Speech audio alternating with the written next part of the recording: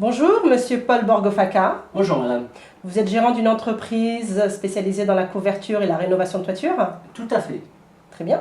Donc nous sommes ici aujourd'hui pour pouvoir tout simplement en savoir un peu plus sur vous, Oui, sur vous-même et également sur votre activité. d'accord. Donc je vais vous poser un certain nombre de questions. Je vous écoute. Je vais tenter d'y répondre. Oui, bah écoutez, on va faire un échange authentique, hein. Allons-y. Ça vous va? Ça me va Très bien. Alors pour la petite histoire, moi ce que j'aimerais bien c'est d'abord savoir comment vous êtes tombé dans le domaine de la couverture, hein. Alors, comment je suis tombé dans la couverture? Ça, c'est une belle histoire. Donc, tout d'abord, mon grand-père m'a transmis la passion de la construction. Ensuite, vers l'âge de 16 ans, je me suis orienté vers le métier de couvreur, où là, j'ai travaillé auprès de grands maîtres artisans qui ont su me léguer le goût de la passion, le travail précis et soigné. Et ensuite, j'ai travaillé auprès de grandes sociétés pendant 27 années où j'ai développé mon savoir-faire. Très bien. Et qu'est-ce que cette expérience dans la couverture vous a apporté personnellement? Qu'est-ce que ça a réveillé en vous?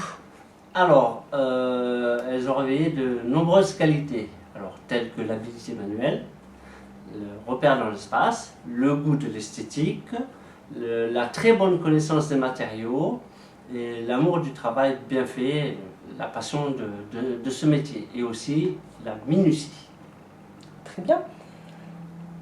Et concernant votre condition physique, parce que c'est un métier bien sûr, qui évidemment, n'est pas il faut évident, avoir une très très grande résistance physique, hein, tout à fait, et aussi le sens de l'équilibre. Voilà, car c'est un parce que métier... c'est dangereux d'être sur une toiture et... Alors, c'est pas que c'est dangereux, il faut être vigilant et toujours assurer la sécurité. D'accord, très bien. Et donc vous êtes aussi aujourd'hui pour pouvoir vous faire connaître, Oui, d'accord? tout à fait, également.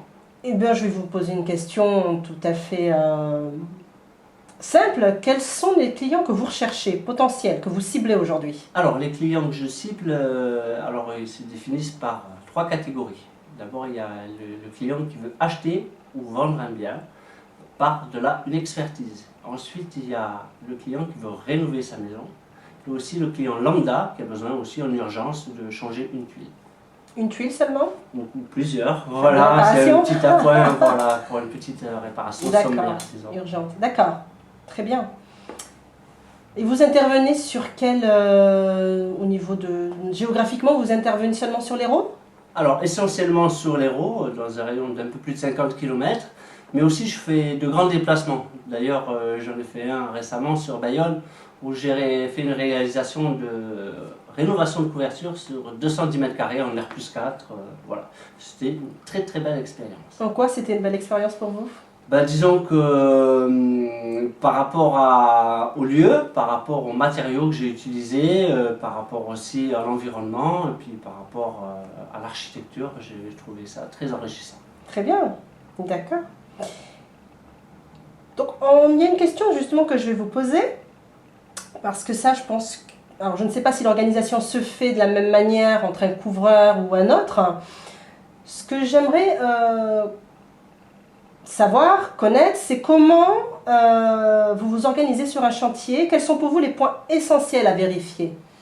C'est-à-dire, parce que pour moi, tous les points sont essentiels, hein. Dans ce métier, il faut vraiment veiller. Disons que, est-ce que selon vous, parce que j'imagine que les chantiers sont différents d'un chantier à un autre, ce qui m'intéresserait, c'est de savoir qu'est-ce qui est non négociable. La chose la première qu'il faut toujours respecter, c'est la sécurité et la propreté, parce que les deux sont liés. Sur le chantier, si vous n'avez pas ceci, vous avez tout droit à la catastrophe, c'est sûr.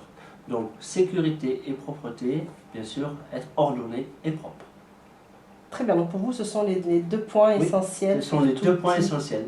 Chantier sécurisé, chantier soigné, chantier gagné. Et comment levez vos clients? Alors, les retours que vous avez justement par rapport à ces... par rapport au fait que ce soit ordonné, que ce soit propre. Alors les clients sont ravis parce qu'un chantier, du début à la fin, moi je le gère, c'est-à-dire qu'au début il est propre, à la moitié il est propre et à la fin il est impeccable. Oui, c'est rassurant. Voilà, donc pour éviter, même pour moi, pour les yeux, pour le client, pour le piéton lambda qui passe, ou un chantier propre, ça le rassure, ça le met en confiance. Et c'est ce qu'on cherche, nous, de rassurer les personnes et de les mettre en confiance. D'accord, très bien. Donc du coup, qu'est-ce qui vous différencie concrètement de vos concurrents? Alors, concurrents, confrères, on fait tous partie du métier de l'artisanat. L'artisanat, c'est le talent des doigts, le talent de la passion du travail fait par les mains. Donc, je dirais ce qui me différencie de mes concurrents, c'est que je fais un travail authentique et j'ai un amour propre pour ce métier, je ne délègue pas. J'ai envie de faire ce travail par passion, c'est parce que je l'ai choisi. Ensuite, je respecte les délais et je fais un suivi de chantier. Et ensuite, j'essaye de communiquer peut-être dans le futur avec un futur apprenti. Le soin et la chose que transmettre. Je fais, voilà, transmettre à un futur apprenti peut-être ce qu'on m'a légué, ce qu'on m'a transmis auprès des grands maîtres que j'ai cités tout à l'heure dans votre première demande. Bon, en voilà. tout cas, j'espère que... Et j'interviens aussi 24 heures sur 24 et 7 jours sur 7, suivant la disponibilité, bien sûr. D'accord. Et c'est bien que vous puissiez justement transmettre votre métier à un apprenti. Enfin, j'espère qu'il prendra conscience, on va dire, de la chance. Oui, c'est une chance. C'est un métier où vraiment il apporte beaucoup. Aussi bien savoir se repérer dans l'espace, aussi bien être, comment on va dire, généreux de ses actes. C'est-à-dire, lorsqu'on fait ce métier, on le fait comme si on le fait pour soi. C'est un métier où l'eau ne laisse pas de place à la faute, mais en même temps, c'est aussi, on jongle avec l'eau, on la maîtrise et on la fait se diriger vers l'endroit que l'on veut. Aujourd'hui, il y a des matériaux très nobles et de qualité qui sont durables, qui font qu'aujourd'hui, on ne s'embête plus, c'est presque un jeu de couverture, mais il faut respecter les règles. C'est-à-dire connaître la résistance des matériaux, connaître très très bien ses produits et surtout les poser avec minutie, convenablement. Vous pouvez nous donner un exemple de chantier sur lequel vous avez utilisé, vous appelez ça des matériaux nobles, il me semble? Oui. Alors j'ai essentiellement travaillé sur une église à Strasbourg, dans le quartier de Schiltigheim. Donc on utilisait de la lauze. C'est une tuile qui est différente et qui se pose au millimètre précis. Il ne respectez pas cet ordre, fuite assurée. Donc, et puis c'est un matériau qui est au toucher. J'aime beaucoup particulièrement cette matière parce qu'elle rappelle un petit peu la pierre et c'est comme si on travaille vraiment avec la nature. Voilà, l'ardoise, la tuile, ce sont des matériaux quand même de terre. Authentique. Authentique. Voilà, comme vous, monsieur Merci, merci. Très bien. Mais écoutez, monsieur Paul Bordeaux-Faca, je vous remercie en tout cas d'avoir répondu à mes questions. Mais moi aussi, je vous remercie. Si je veux de plus amples informations. Alors,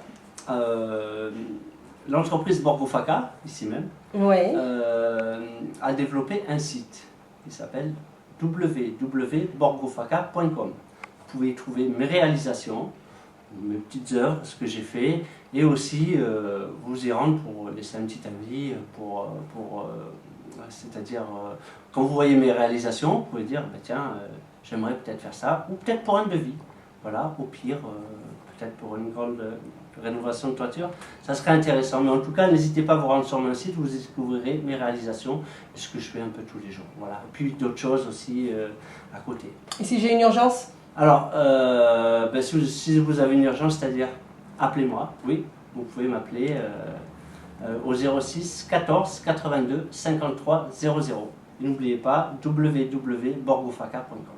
Je vous remercie. On vous remercie aussi, c'était très agréable et très sympathique. En tout cas, je vais m'y rendre, je vais jeter un petit coup d'œil. C'est gentil, avec grand plaisir. N'hésitez pas, n'hésitez pas. Merci. Venez nombreux. Au revoir. Au revoir.